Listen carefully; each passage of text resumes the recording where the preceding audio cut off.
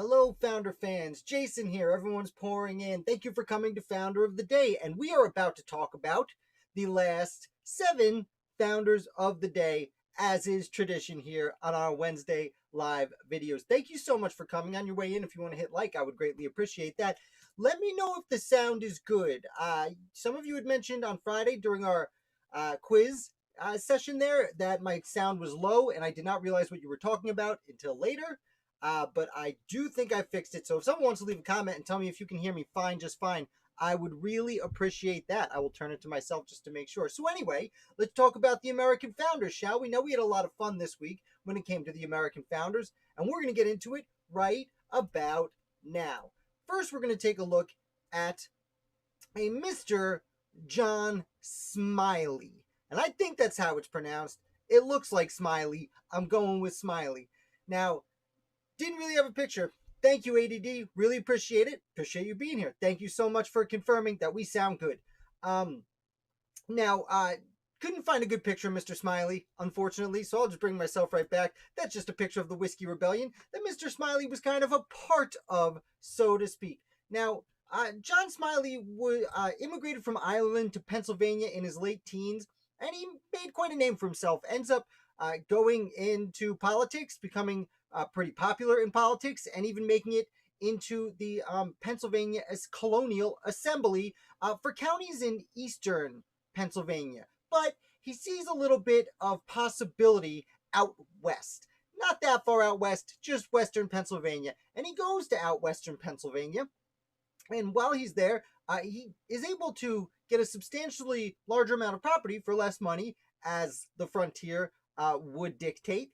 And he does this, and he makes a good name for himself, gets elected back to the Pennsylvania Assembly. And during the American Revolution, he actually promotes many, many things that would be considered very populist today. He promoted many laws that would have put more taxes on some of the more wealthy citizens, things of that nature. He was also outspoken about being anti-slavery, which is very interesting during the especially being in western Pennsylvania. Pennsylvania ended up outlawing slavery in 1780, or started the transition to no slavery in 1780, and in no small part for some of the loud voices that were coming from John Smiley himself. I guess one loud voice. There were many loud voices. John Smiley was one of them. During this time, he sides with the Bryant family, and he joins what becomes known as the Constitution Party in Pennsylvania. And I've talked about this recently, actually. But just to recap, during the debate on the U.S. Constitution, there was also a debate going on about the Pennsylvania Constitution. During the first 2 decades of the American Revolution, many of the states rewrote their constitutions on several occasions because the first ones were kind of thrown together real quick, and you don't necessarily want to create a government real quick. At least that was the argument. Now, John Smiley, being part of Pennsylvania's Constitution Party, was for keeping the Pennsylvania Constitution the way it was. It was a very strange constitution. It was a unicameral legislature, which meant just one body of people, and it didn't have a governor. It had a president of the Supreme Executive Council. So it wasn't even one person ran the executive department. It was a council. And then there was a council of censors that was brought together every 7 years to see if they should change the laws or something. It was a very unique situation. Now, Smiley, I believe, served on the Council of Censors briefly during the war, but really made a name for himself joining this Constitution Party that, as I said, was for the current Pennsylvania Constitution, but against the United States Constitution. And Smiley ends up making a serious name for himself and making some serious enemies because he talks a lot of trash about some of the gentlemen who had put together the United States Constitution. Now, shortly after this, western Pennsylvania, where he lives, and I should note, I've been talking a lot in recent weeks about Albert Gallatin, who would be Thomas Jefferson's Secretary of Treasury. John Smiley first came to my attention a few weeks ago when I started reading this book. He was a friend of Gallatin's, and they were working together out in western Pennsylvania when the Constitution was ratified and a little thing called the Whiskey Rebellion broke out. And they were both accused of being major leaders in the Whiskey Rebellion. Gallatin kind of publicly was a moderator and found himself in the middle and therefore didn't really suffer that many consequences. John Smiley, and this is very fascinating, was a leader of the rebels during the Whiskey Rebellion. Interestingly, very little documentation exists about his life in the year 1794 when this was going on. Not only does he not have any correspondence we can find, but his friends and his enemies have very little to say about what John Smiley is doing in 1794 during the Whiskey Rebellion, despite clearly being a major player in the rebellion. Despite this, he is still elected after that whole hubbubaloo is resolved. He's still elected by those people in western Pennsylvania to go and be a member of the United States House of Representatives. And he does this for the better part of 2 decades, actually. Against the Washington and Adams administrations for the most part, sides with the Democratic Republicans and the Jeffersonians for the most part, but and this is where we're going to end with Mr. Smiley, is in 1807, during when the importation of slaves was officially outlawed by the Constitution. As you probably know, when the Constitution was written, it outlawed slavery. It permitted the slave trade until 1807, after which there should be no more slave trading. Mr. Smiley, who, again, 27 years beforehand had helped usher Pennsylvania towards gradual abolition. In 1807, the topic comes up, says, okay, are we really going to listen to the Constitution and get rid of the slave trade, or maybe not? And Smiley gets up there, argues forcefully to end it, and actually he recommends that anyone caught smuggling slaves into the United States should be put to death. A very extreme position against what was then not such an extreme issue. Obviously, today, we understand that it is a very extreme issue, and perhaps he was very right about his decision on people smuggling other human beings into the United States. But, at the time, that really puts him at the forefront. This is before the abolition movement. This is when they called it manumission. And emancipation. But, the abolitionist movement wouldn't really take hold for another 20, 30 years. So that's the essence of the life of John Smiley, an interesting gentleman from my perspective. I hope you agree. Moving on, we are going to discuss philanthropists. Of course, and this is just my standard picture from the Anti-Federalist Fridays, because as I was saying, as you may know, every Friday is Anti-Federalist Friday. For about a year and a half, it was Federalist Friday, but I got through those papers and we're doing Anti-Federalist Friday. And I'm finding some really fun, obscure Anti-Federalist papers. There were so many, unlike the Federalist papers that were primarily written by James Madison, Alexander Hamilton, and John Jay in one nice, neat collection, although there were other Federalists who wrote papers who, I will probably go back to eventually.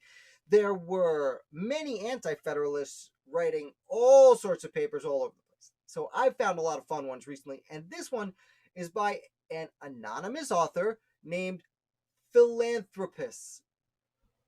And he writes a paper called Adoption of the Constitution Will Lead to Civil War. Now, I'm going to bring myself back here. First of all, philanthropist is not saying, it's an unidentified person. Can't tell you who it is. I can tell you it was published in the Virginia Journal. I almost couldn't tell you. Almost forgot. It was published in the Virginia Journal in December of 1787. So just a few months after the Constitution was passed. And while your first inclination from the perspective of now is, oh, he was right, because decades later the U.S. would have a civil war. that's not necessarily what he meant. He was not really predicting the United States Civil War. He thought there'd be a civil war right away. First of all, I should note that the American Revolutionary War was itself a civil war. It was a war literally between father and son. In fact, I've even at times argued that it was more. You can't say it's more of a civil war than the Civil War, because the Civil War is literally called the Civil War. But the Civil War, while there were families that were torn, it was mostly the North versus the South. The American Revolution, it was like your dad could support the king and you could support the Patriots. And it didn't matter if you were in New York or South Carolina or where you were. Families were split, as I am going to discuss a little bit with our last founder today. So with that in mind, this is 3 years after the actual ratification of the Treaty of Paris. So the Civil War that they just went through just ended. And that's one of Philanthropist's many points. He notes that the dangers of the American Revolutionary War have not been conquered yet. There are still issues. Obviously, that's why they were trying to fix the Articles of Confederation. But since they were currently on such unstable ground, well, there was a good chance a civil war could break out. And on top of that, there were more civil dissensions would be likely as things settled down. Furthermore, the idea of throwing in this new constitution, a radical new government, on top of the several governments of the several states that were at the time trying to be organized, well, this could run into some major problems trying to throw another federal constitution on top. And that's essentially what he's warning. Not eventually this constitution will lead to civil war. It was more like, no, the debate on ratifying this constitution is going to lead to civil war. Like, it's too late. We're already on our way to a civil war. Philanthropist was wrong.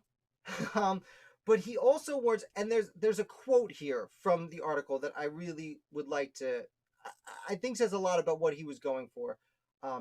In addition to the idea that we're already towards a civil war. And there are some dots in here, but I'm just going to say it as one. There are men among us so restless they must I got it. They talk weird back then. There are men among us so restless they must be eternally reforming the state. Meaning, there are some divisive, determined creatures who want to make a name for themselves and want to accumulate power, and the only thing they know is changing the state, making new laws, getting rid of old laws, making new laws, getting rid of old laws, to keep things changing, because then you need them to be running things as long as things keep changing. And I'm not going to name the Alexander Hamilton he's probably referring to, but he's referring to the people who were writing the Federalist Papers about this time. And Philanthropist was really concerned about these four. Oh, I lost someone. Someone left when I referenced Hamilton. Sorry. I won't let my biases get in there anymore. I apologize. I try and be as objective as possible, but that's clearly who he's referring to. Hit like on your way out. Sorry I offended you. So, again, Philanthropist, he thinks that these divisive people are responsible for causing this civil war. And then he goes on a list. Truthfully, most of this paper is about how terrible civil wars are. He's kind of like, it's inevitable, and here's all the terrible things that's going to happen. And people read it, because even then as now, people like the horror story, I suppose. One other super interesting fact I ran into while I was researching this, because before I stumbled onto this paper, I'd never heard of Philanthropist in this one paper they wrote in the Virginia Journal in early December 1787. I also had never heard of the philanthropist who wrote for a Philadelphia newspaper just a month later, who was a pro-Constitution Federalist. I thought that was extremely ironic, especially because he writes this paper. The other one is very specifically, and I might still write an article and discuss this further later, but the three people who were at the Constitutional Convention that watched their friends sign the Constitution and refused to do so themselves were Edmund Pendleton, Edmund Randolph, Elbridge Gerry, and George Mason. And they all went back to their states. You know, two of them went to Virginia and Gerry went to Massachusetts, and they started saying reasons they disagreed with the Constitution. And the second philanthropist, also unidentified, was talking about how those three people didn't even agree with each other on what they disagreed with. And furthermore, they the second philanthropist brought up the Pennsylvania, the minority of the Descent of the Minority, it's called, in which was written by the people who were unhappy, that went to the ratification convention in Philadelphia and wanted to not approve the Constitution and lost that vote. Written by, we talked about a few weeks ago, primarily by, I believe his name was Stephen Girard. I think his first name was Stephen. Something Girard. I think it was Stephen Girard. I confused him. His father was George. Man, it's bothering me. But also, the second author was John Smiley, who we just discussed. And the second philanthropist talks about how the dissenters and the people who left the Constitutional Convention, these people can't even agree with each other. So, blah, blah, blah. I didn't want to get too off track with that, but I just thought it was hilarious that there was an anti-federalist and a pro-federalist using the same name, one state away, a month apart. Kind of confusing. I hope I didn't lose you while I was getting into it. I'm going to take a quick sip of water. I almost choked a little bit, but I'll survive. It's just water.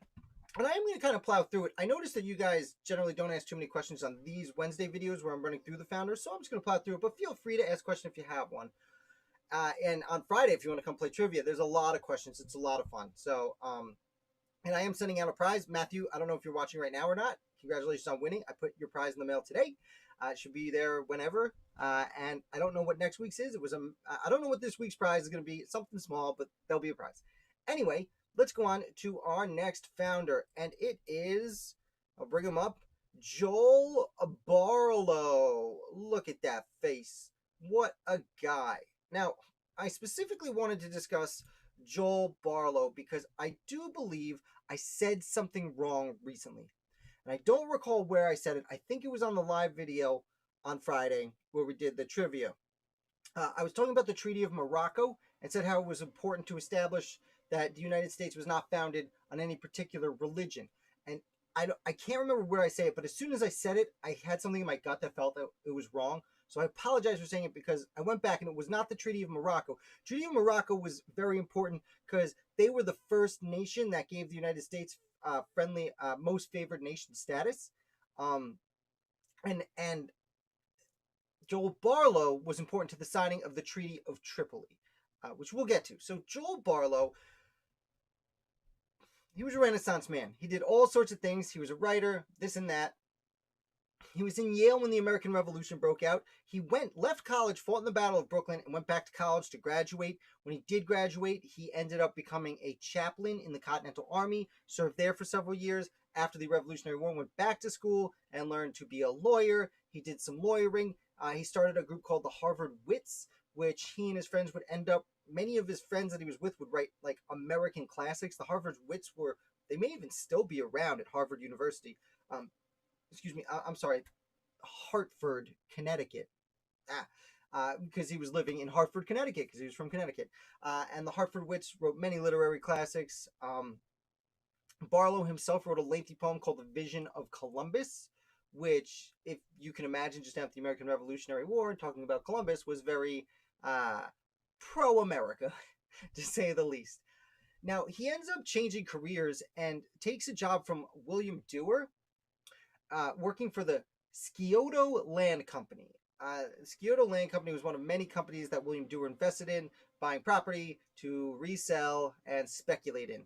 And what Barlow did is he went across the ocean to France, and he represented Dewar and the Scioto Land Company in France, and he sold this property to French people. Now, here's the kicker. William Dewar didn't actually own any of this land. He was being a tricky jerkface, as is the technical term. Now, people were not happy about this, and this is one of several deals that Dewar made that actually led almost directly to the financial collapse that they called the Panic of 1792, which was a massive collapse in the speculator market. Many founders found themselves going broke by it. William Dewar was possibly, arguably, the wealthiest man in New York, if not the young United States. Joel Barlow, which, side note, Joel just doesn't seem like an old-timey name. It's like Ralph. Same thing with Ralph Izzard. Ralph and Joel, they seem like newer names to me. I don't run into a lot of Joels back then.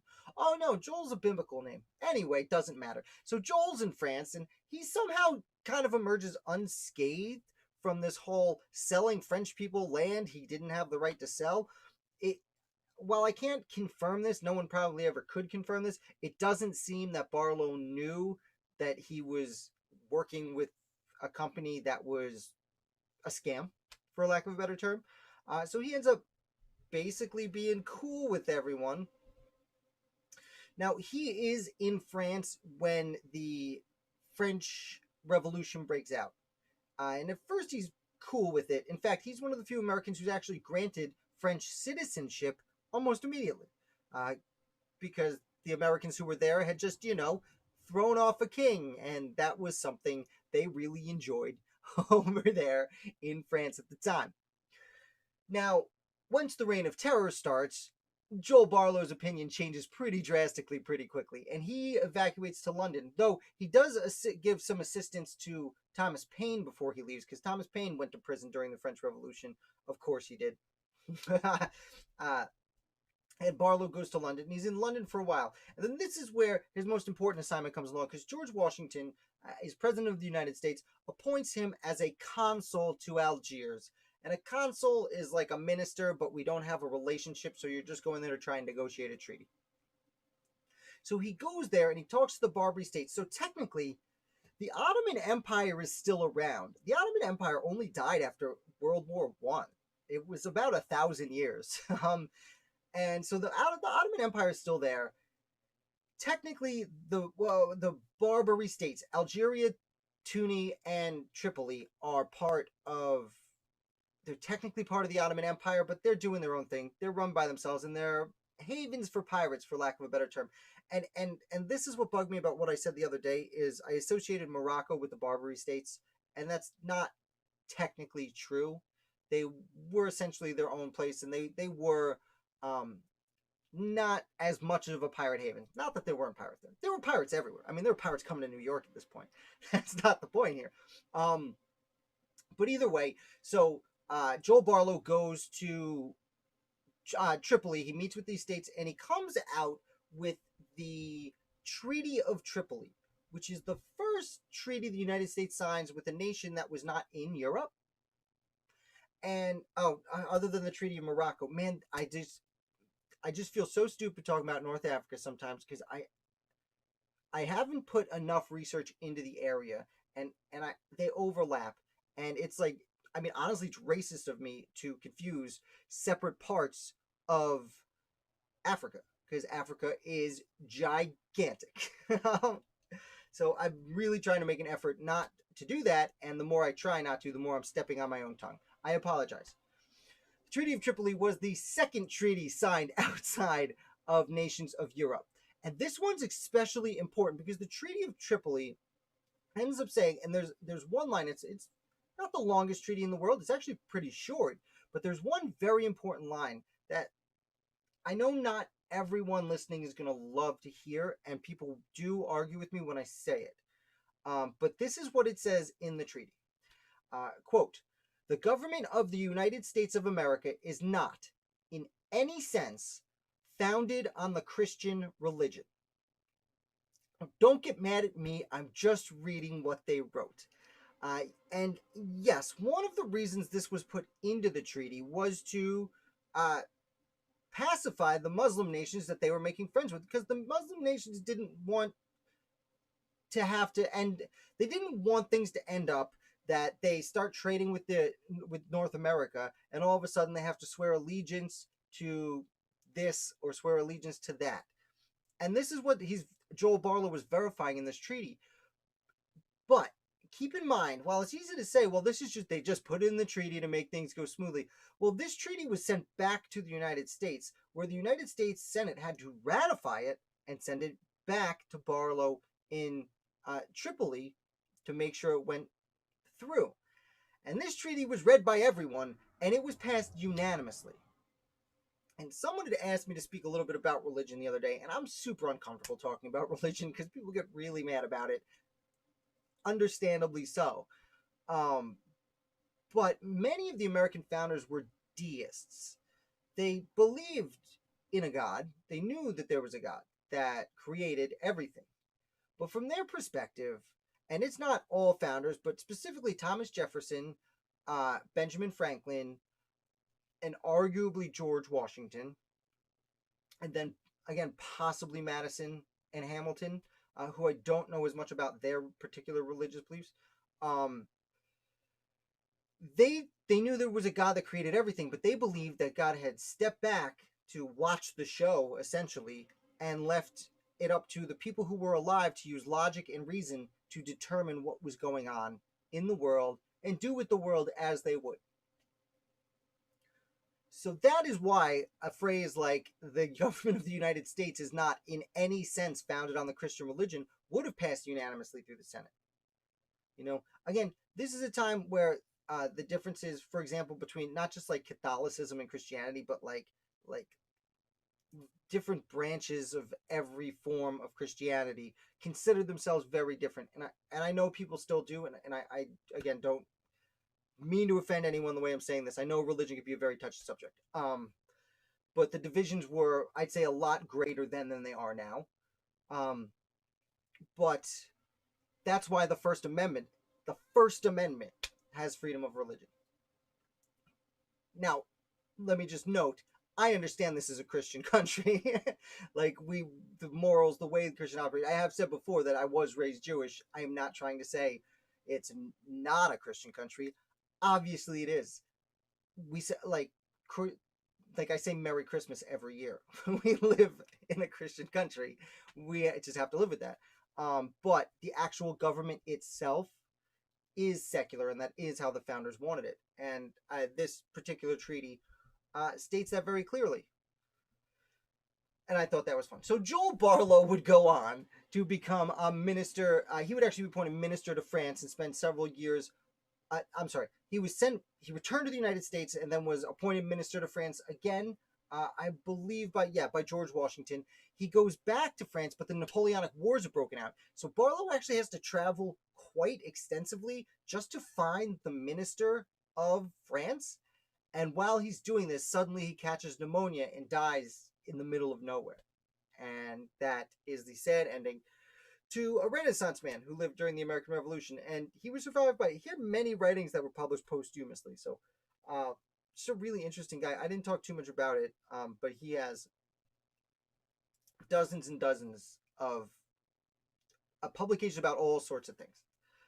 So I'm going to take a sip, and we're going to move on to the next founder. Let's see who it is. Who is it? Oh, yes, it is Silas Deane. And you've probably, thanks, Divorce Dad, I think it's really interesting, too. It's really hard to talk about without offending people, of course, but it is very interesting. Now, Silas Deane.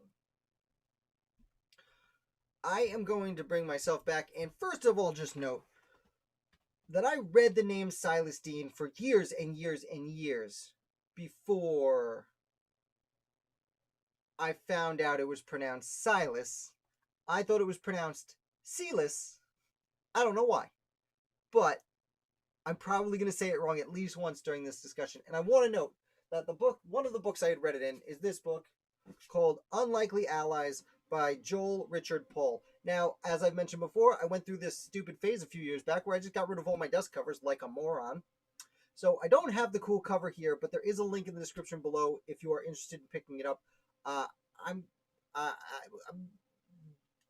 I love this book. It's unbelievably. It's one of those stories that I can't even say, it's too good to be true. So let's get into it. Silas Deane was from Connecticut, and he's a merchant, and he's not happy about everything. And he's sent to the First Continental Congress. And he goes to the First Continental Congress, and that's great. And he signs the Continental Association. Then he goes back home, comes back for the Second Continental Congress, and he is early on board the throw off the king train. But he gets into a kind of a bit of an argument with Roger Sherman, who is another founder that I really appreciate, and not going to get into his life right now. Gets to an argument with Roger Sherman, actually gets recalled by Connecticut. But before he leaves, he talks to his new friend Benjamin Franklin. So Benny Franks had just gotten back from Europe, and he's like, oh, thanks for helping us create the Continental Navy, is something Silas Deane is overlooked for. And he says, you know what, Deane? Do you want to keep working for us? And he goes, yeah. And Ben Franklin at this point was in charge of the Secret Committee, which was essentially the committee for negotiating with other countries, aka France, to help us in the war. They called it the Secret Committee because you had to keep that kind of thing a secret, so the people you're meeting with could save face and not outright declare war on Britain. Franklin chooses Deane and says, Deane, I need you to go to France. Deane goes, yes, I'll do whatever you need. So he gets in a boat and he goes to France. While he's there, he starts talking secretly to the French government through certain back channels. And he wins a little bit of support. And he gets a little bit of stuff that the French kind of sell on the down low. The Britain knows about it and isn't happy, but they're like, this isn't really happening. Shh. And they kind of get away with it. Also, Silas Deane starts signing generals to come to the United States. People from the French military, the Prussian military, militaries in Europe who didn't have any wars to fight and wanted to fight in some wars because they were warriors. So they started signing them up.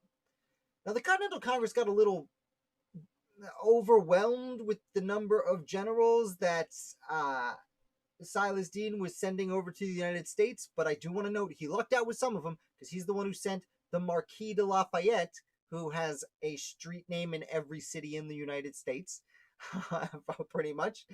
And he sent the Baron von Steuben, who essentially created the United States Army. It had already been there for a few years by the time Steuben shows up, but Steuben took this ragtag band of terrible soldiers and made them into the United States Army. They called it the Continental Army. It was the first United States Army. Either way, so this is what Deane's doing over there until eventually Benjamin Franklin catches up. Now, we all look at Benjamin Franklin and say, hey, Benjamin Franklin got France to support us in the American Revolutionary War. And yeah, Benjamin Franklin played a significant role, and I'm not trying to downplay that. But for a year and a half before Franklin got there, Deane was there warming him up and recruiting and sending supplies. And then when Franklin comes, takes a little while longer, but once they hear about the Battle of Saratoga, the French say, okay, we'll go to war with Britain again. And whammy, they pack ships full of supplies and ships full of soldiers. And they send the might of the French Navy to the United States. And in the head ship is the admiral of the French fleet, the first minister to the United States from France, and Silas Deane returning to his country with the French to help win the war. Now again, I don't want to say that Benjamin Franklin did nothing, nor would I say that Arthur Lee did nothing, but you would think that when Silas Deane returns to the United States with, the French, he'd get a thumbs up and a pat on the butt. Unfortunately, Franklin and Deane had a third person in France with them, Arthur Lee. Now, while I don't like to badmouth founders, Arthur Lee was not the best dude. In fact, Arthur Lee had been writing home to the Continental Congress complaining about Franklin and Deane. It just so happens that Arthur Lee had two brothers, Francis Lightfoot Lee and Richard Henry Lee, whose name you definitely probably recognize more than Francis Lightfoot Lee, who were in the Continental Congress. Richard Henry Lee was the one who said we should declare independence. They were, I think, both signers of the Declaration of Independence. I know Francis Lightfoot did. I think Richard Henry was still there, although he would go back and be governor of Virginia for a while. And no, he was there because he was in the Continental Congress. So the Lee brothers are getting letters from their brother overseas talking about what a terrible person Dean is. Problem is, Arthur Lee really was just making things up, essentially. It seems like he was jealous that Dean and Franklin were kind of leaving him out because he was kind of a jerk. My opinion and theirs. um, though again, I should say Arthur Lee was very important. He was very influential. He was a doctor living in Britain when the American Revolution broke out and was an influential member of the American coalition living in London in the early years who actually fled London once the war started. He would go on to be a Continental Congressman. So I really don't want to badmouth Lee, but Lee badmouthed my boy, Silas Deane. So Deane gets back to the United States and he's given essentially a trial. He asked for it, but he asked for a trial, a hearing to discuss. He was being accused of embezzling money that the Continental Congress was sending him to use in France. And he was like, no, I've like, are you kidding me? My whole business failed. I have no money. Because he did. He put aside his business. See, the problem was that Silas Deane, to keep things secret, when he first went to France, he had to keep everything super secret to not send France to war with Britain and therefore have France just throw the Americans to the side. So he went there under the guise that he was a merchant, because he was a merchant and he had lost a lot of business with Britain. So he was pretending to go to France to get business for his business. And that was okay back then. No one in Britain really would have gotten mad if that were true. And that wasn't true. And Britain, so I almost went on a totally different tangent. So Deane, while he was in France, was using his books that he was writing his private merchant business bookkeeping in. He was using the same book to write Continental Congress bookkeeping in. And because of that, it looked very suspicious. Now, Deane asked for a trial and said, hey, like, what did you expect me to do? How else would I keep this a secret? Like, meanwhile, all the Continental Congress books were losing money, but like his real books were just plummeting. Like his business sank. Anyway, he asked for this trial. He makes one grave mistake. These books I keep talking about that he was writing everything in, he left them in France.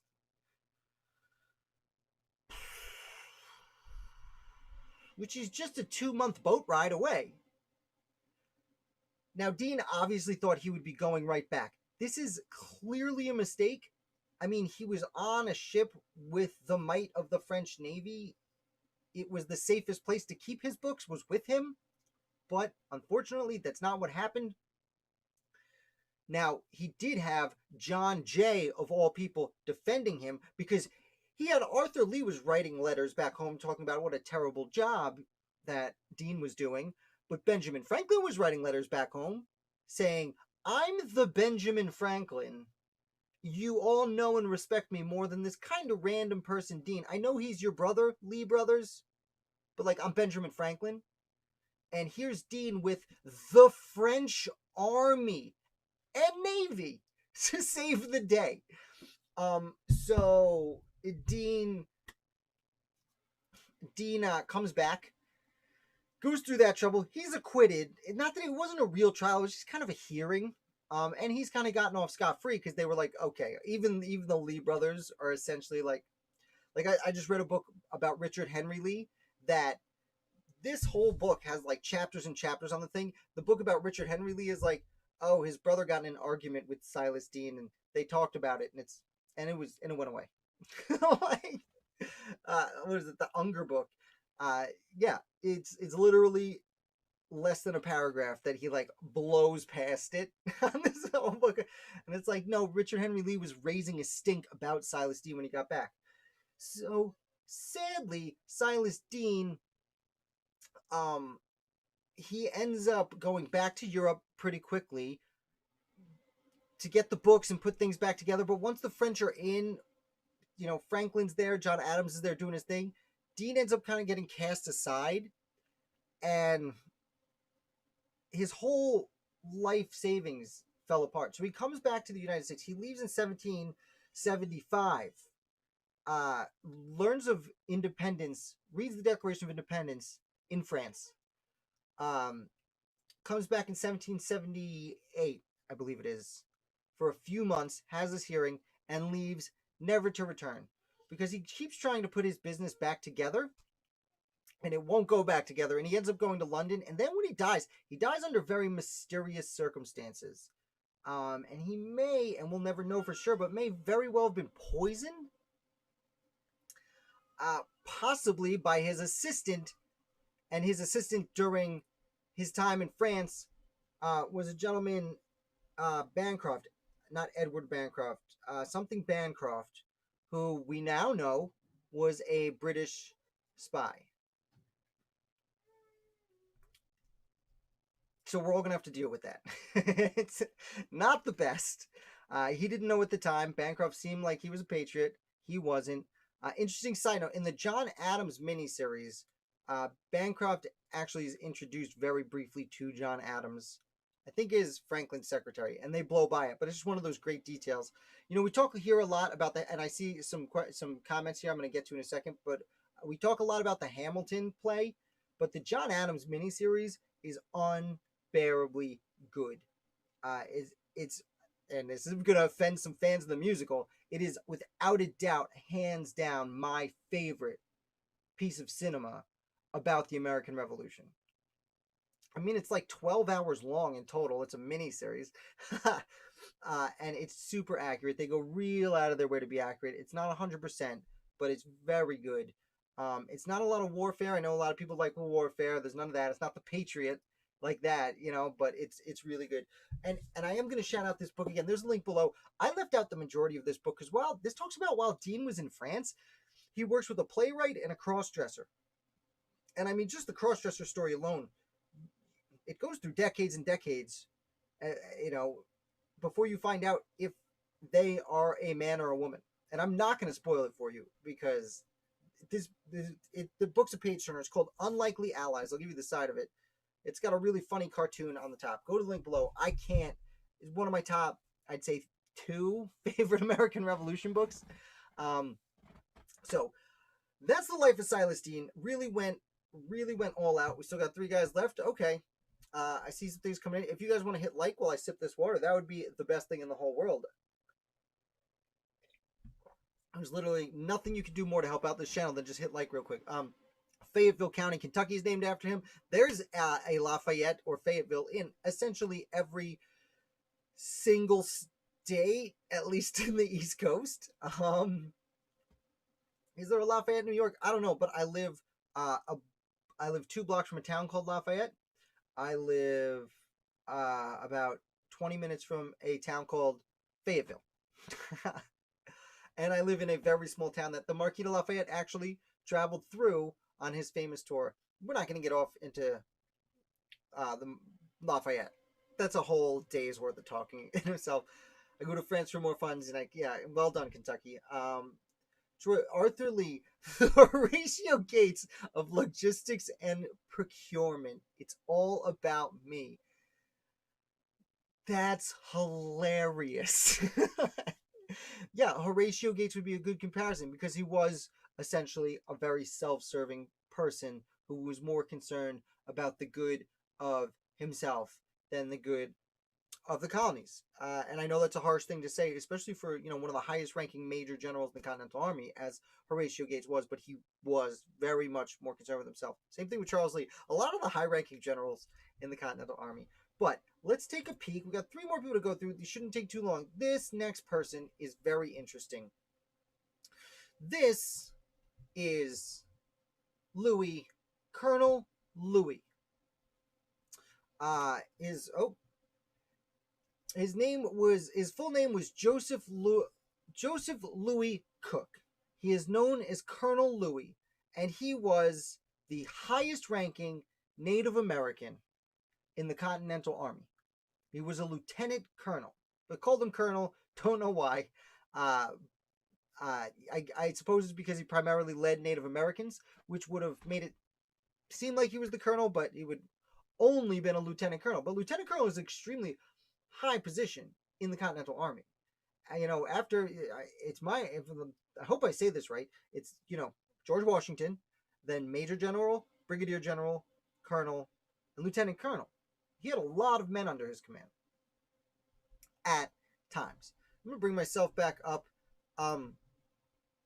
Also, oh, you know what? No, I am gonna bring him back up. Also, apparently, Colonel Louis is, to my understanding, the only black person to ever be an officer in the Continental Army. The understanding is that his father was a free black man in upstate New York, which means he is not just the highest ranking Native American, he is the highest ranking black person in the Continental Army and the only black person to be an officer in the Continental Army.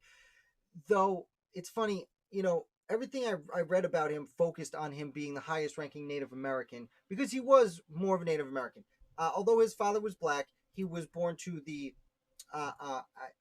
oh man, the tribe name is eluding me. Not Ashkenazi, that's Jewish. In upstate New York, in Maine, in eastern upstate New York. Oh man, Adirondack, Algonquin. Algonquin, I found it. I knew it started with an A. He was from the Algonquin tribe, but unfortunately, as a young man, his family was raided by the French and other Native Americans, probably the Mohawk, who were part of the Iroquois Nation.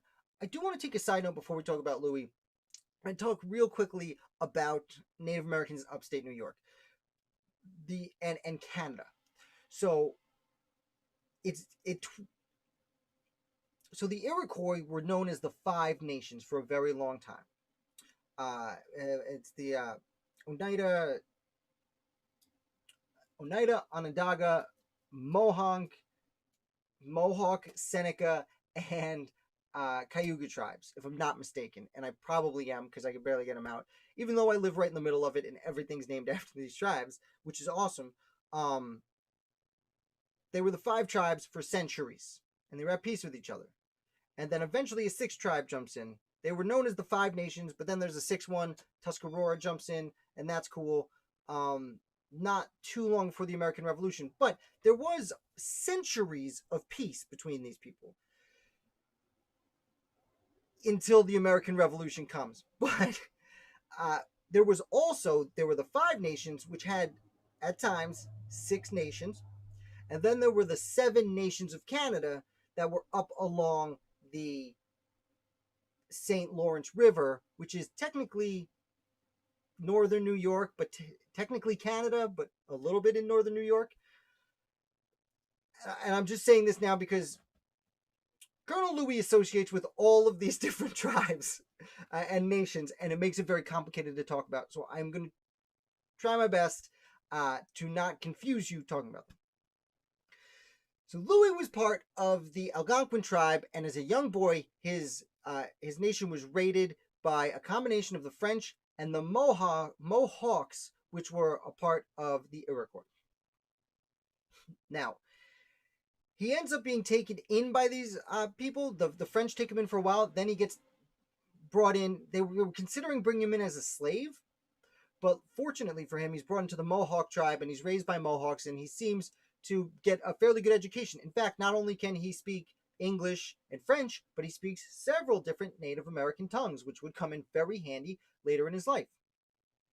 He joins the French for the French and Indian War, and in fact, probably fought against George Washington in 1755, around 1755, during the Braddock expedition. So they fought against each other probably, although they would not have known that at the time. Years go by and the American Revolution breaks out. But you see, once the French and Indian War lost, well, as one of the losers, Colonel Louis did not like the British. So when this other war breaks out, well, he's certainly not going to side with the British. He sides with the Patriots. And he goes in 1775 to Massachusetts to meet George Washington. Again, they probably met on the field 20 years beforehand, but he goes and meets with him. Washington really respects the young man. Many of the founders grew respect for him. He goes with Benedict Arnold through the dangerous trek through Maine to fight in Canada. He ends up fighting the Battle of Saratoga. He goes out to Fort Niagara to help destroy some ships. He's mostly involved in the northern neck of the war. He camps out at Valley Forge, and is a huge important person. Not just because he's leading Native Americans, not just because he is a member of the officers of the Continental Army, but because he's able to bring in other nations. For example, the American Revolution broke centuries of peace between the Iroquois nations, and Louis is one of the people who's able to bring the Oneida and Tuscarora nations to the side of the Americans. That's great. It goes really well.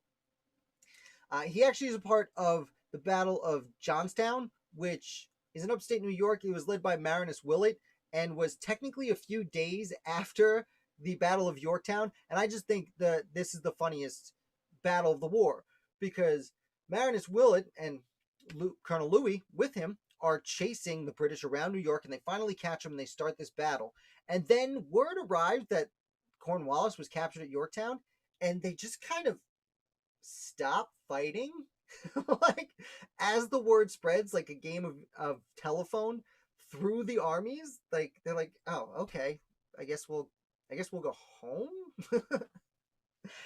And that's essentially what happened, and Colonel Louis was there for that. So after the Revolutionary War, Colonel Louis moves around upstate New York. This is when first he comes to, actually very close to where I live, Onondaga. He may very well have gotten married just like 20 minutes from here, which would make him probably the closest founder to my house. So, special place in my heart. Found your way in. Sorry, Simeon DeWitt. You've been eliminated. And he ends up going up north to a different Onondaga, which is, instead of being part of the 5 nations of the Iroquois, which had 6 nations, it's part of the 7 nations of Canada. Hope I didn't lose you. Anyway, he goes up there, and he's there for a long time. He ends up being an important person in negotiating land treaties with the new American nation. Now, Louis has been given a little bit of a sad face by many historians, because, as we know, the Native Americans signed away most of their land. And one of the commissioners doing the signing away was Joseph Louis Cook, or Colonel Louis, who we've been discussing. He's given kind of a bad rap for that. People often kind of seem to indicate he's negotiating in bad faith, but this is a man who knew many of the American revolutionaries for fighting with them for 8 years. He had become friendly with them, and he was trying to do what he thought was right. And we should keep that in mind. I'm a lot more gentle with him than I am with Arthur Lee, but we do want to keep that in mind, because he was really just trying to make things better for his nation. It didn't work out so much. I should also note that he had become an enemy of Joseph Brant. Now, Joseph Brant, if there's a Native American name you're going to recognize in the American Revolution, it's Joseph Brant. He sided with the British. He was part of the Iroquois nations that did not sign on with the Continental Army.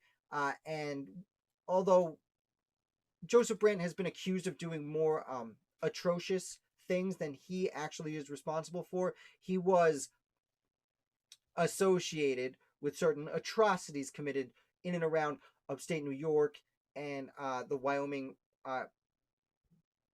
county in Pennsylvania. But Colonel Louis and Joseph Brant had become enemies during the war for clearly obvious reasons.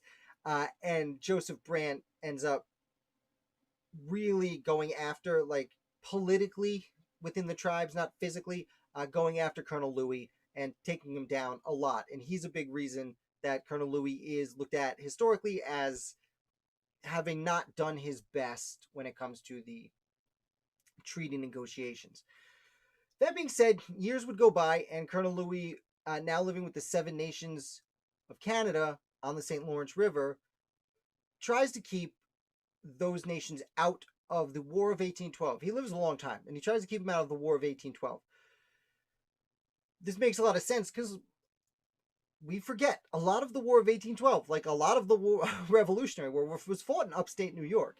especially not just now across the St. Lawrence River, but out across the Great Lakes.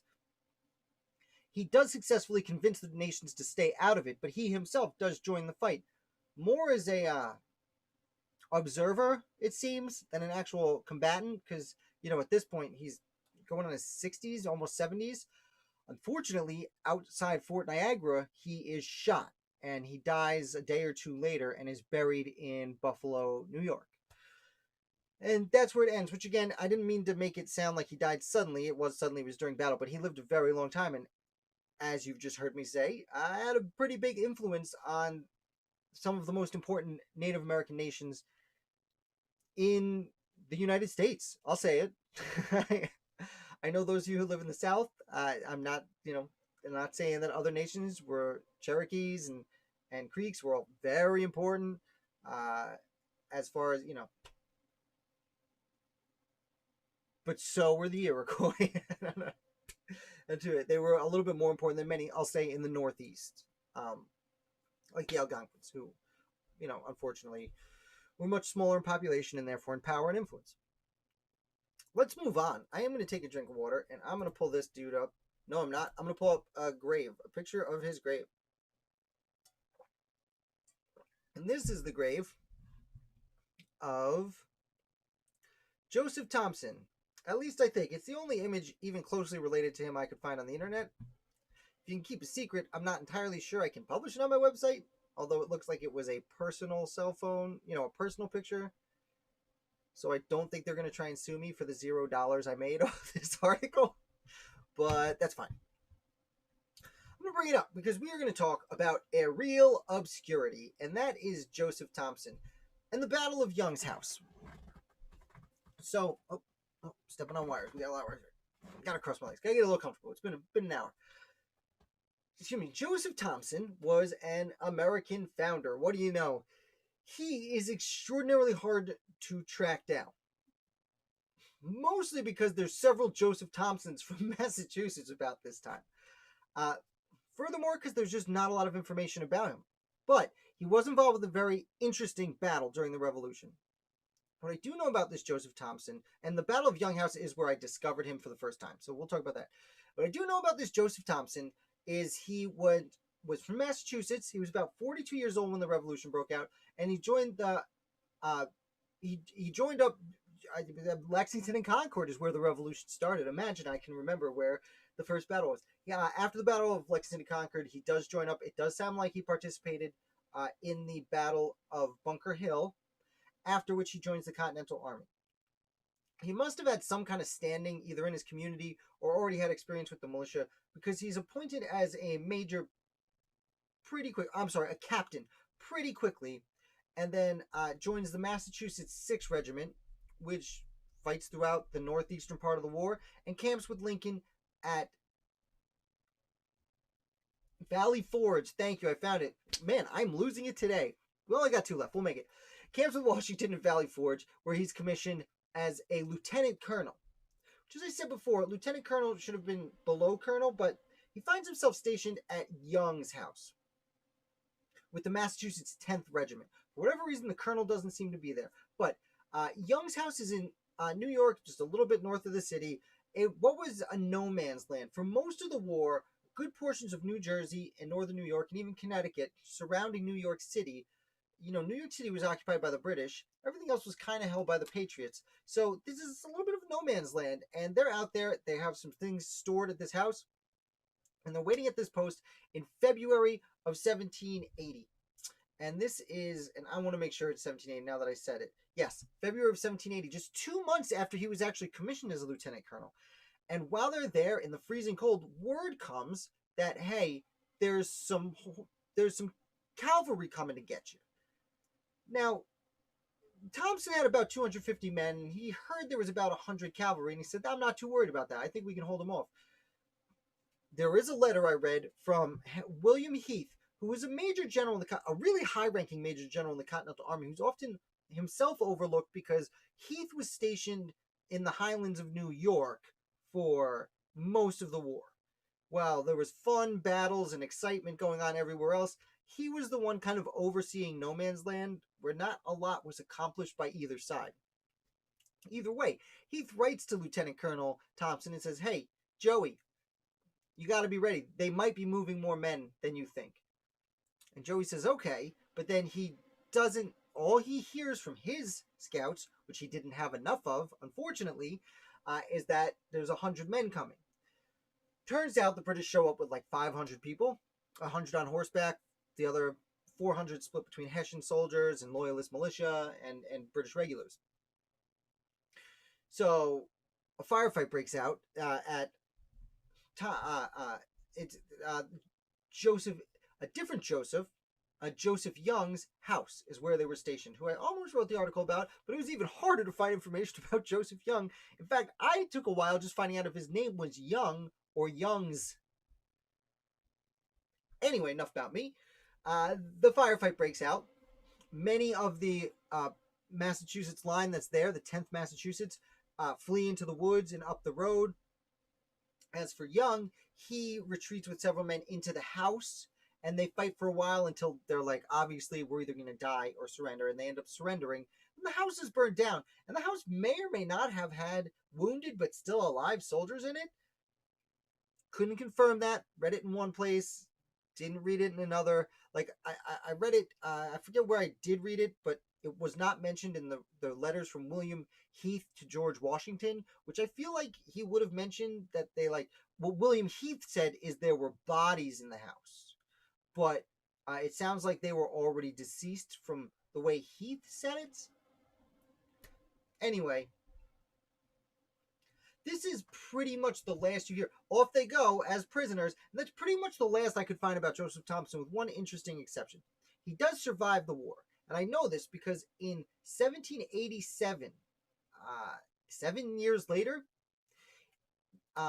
there's a resolution by the Massachusetts state legislature. So what seems to have happened is Massachusetts had given some money to Thompson to recruit people from Massachusetts to join the 10th Massachusetts line of the Continental Army. However, the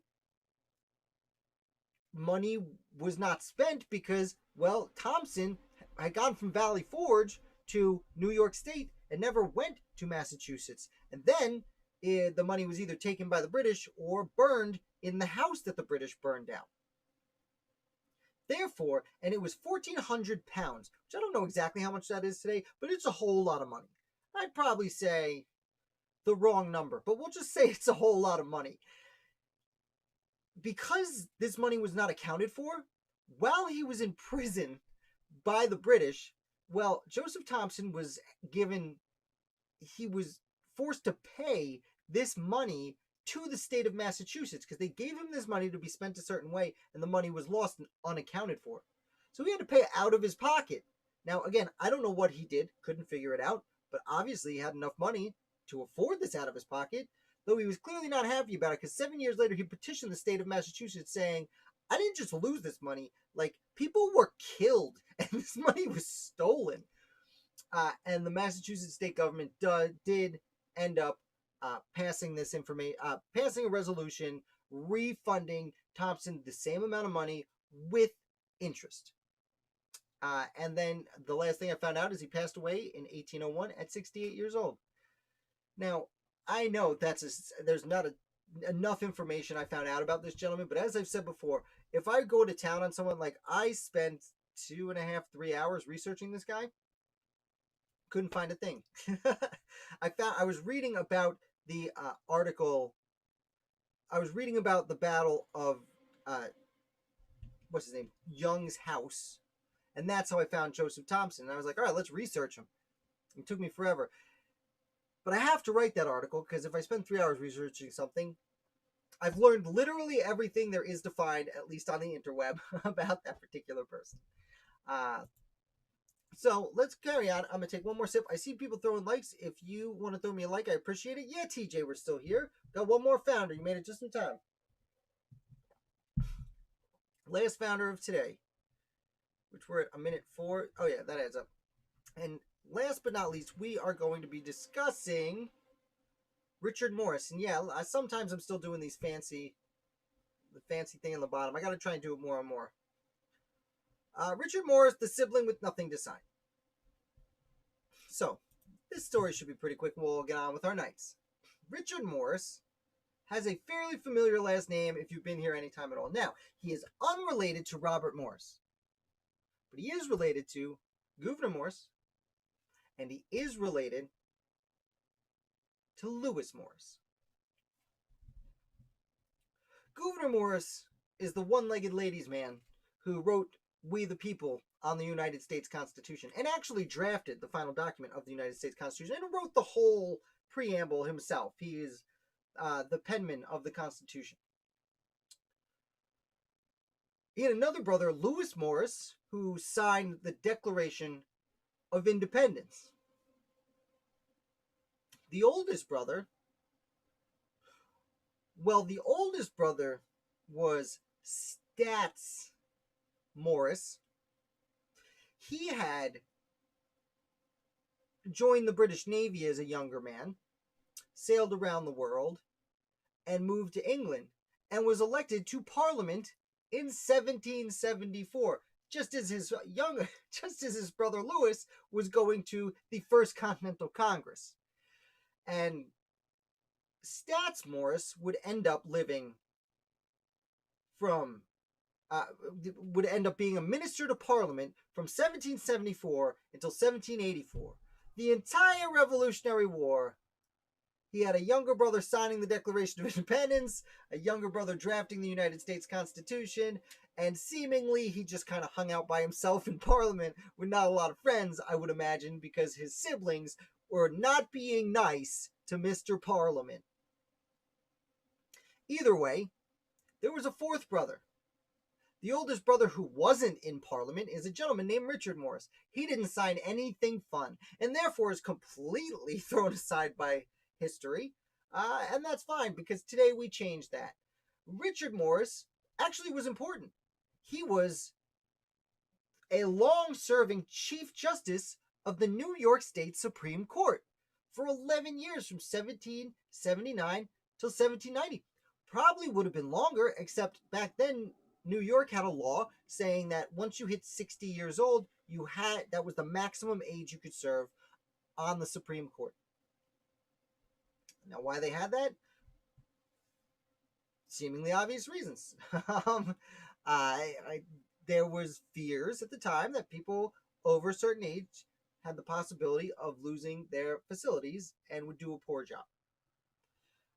In my humble opinion, I feel like 60 is a very young age for something like that. And you can remove people for, various reasons. That's not the point. So, as I said, Richard Morris was from one of the wealthiest elite families of the state of New York. He had been appointed at just 32 years old, decades earlier, as the royal governor, by the royal governor as a justice on the Court of Vice Admiralty. I can't look at it. The Court of Vice Admiralty. Yada, yada, yada. It's essentially a maritime court that New York had when it was still a colony. But he leaves his position after 12 years to prove a point and say, no, I'm going to side with the Patriots. And he's rewarded by being elected to the state assembly and eventually the state senate. And he's a leader. He doesn't write the New York Constitution, but he's part of the team that ushers in New York's first Constitution and creates New York as a state. And the reason he's rewarded, the reason he becomes Chief Justice, is kind of a reward for being one of the most important leaders during the early days of the Revolution. And like I said, he sits as the Chief Justice of the Supreme Court of New York throughout the founding. 1779, the war is already a few years in, but he's there all the way through the end of the Constitution. And then, again, he's 60 years old in 1790 when he leaves the position, but he decides to make an unsuccessful run for the United States Congress, and then retires to his private law practice. And you know what? The last thing we will say today, unless there's any questions, what I forgot to mention about Richard Morris is he owned two houses because they were very wealthy, but he did actually have a house burned to the ground by the British during the Revolution, just outside Tarrytown, not far from Sleepy Hollow, where the headless horseman happens to live. Happy Halloween. if you guys have questions, let me know. I'm here. Make sure you follow me on Facebook or YouTube. Yeah, subscribe, hit like. You guys have hit like, that's great. If you want to follow me here, follow me on Facebook or Twitter. Found it, Twitter.